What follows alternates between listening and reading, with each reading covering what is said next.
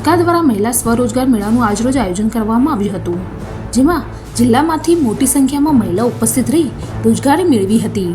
ગુજરાત મહિલા આર્થિક વિકાસ નિગમ ગાંધીનગર તેમજ જિલ્લા રોજગાર વિનિમય કચેરી પાલનપુર અને જિલ્લા મહિલા અને બાળ અધિકારીની કચેરી દ્વારા મહિલા સ્વાવલંબી નિમિત્તે પાલનપુર નગરપાલિકા ટાઉન હોલ ખાતે મહિલા સ્વરોજગાર મેળાનું આયોજન કરવામાં આવ્યું હતું, જેમાં મોટી સંખ્યામાં રોજગારી માટે મહિલાઓ હાજર રહી હતી, રોજગારીની તકો મેળવી હતી. આ પ્રસંગે ઉપસ્થિત અધિકારીઓ દ્વારા સાહસિક બહેનોનું સન્માન પણ કરવામાં આવ્યું હતું.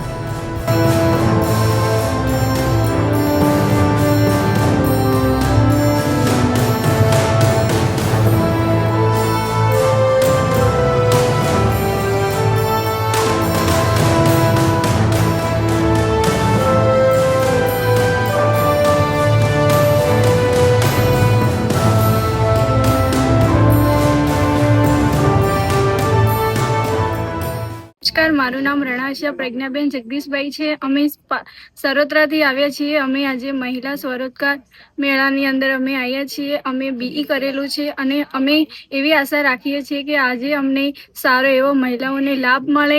અમારે તો શું બીજી બધી મહિલાઓને સારો લાભ મળે તેવી અમે આશા રાખીને આવ્યા છીએ. નમસ્કાર, થેન્ક યુ.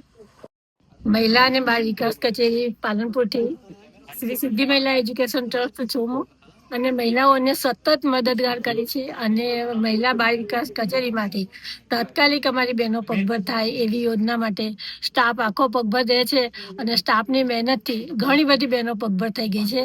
અને બેંકોમાં જઈ અને બેંકોની મુલાકાત કરી અને બહેનો હેલ્પ કરે છે બહેનોને, અને બહેનો પગભર પણ થાય છે.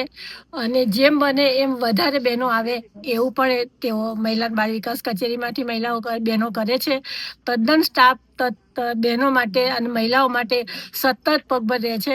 અને અમે પણ સંસ્થાવાળા પણ બહેનોને સતત કામગીરી કરવા માટે અને ઓફિસમાં આવવા માટે બહેનોને અવારનવાર બહેનોની મુલાકાત કરીએ છીએ.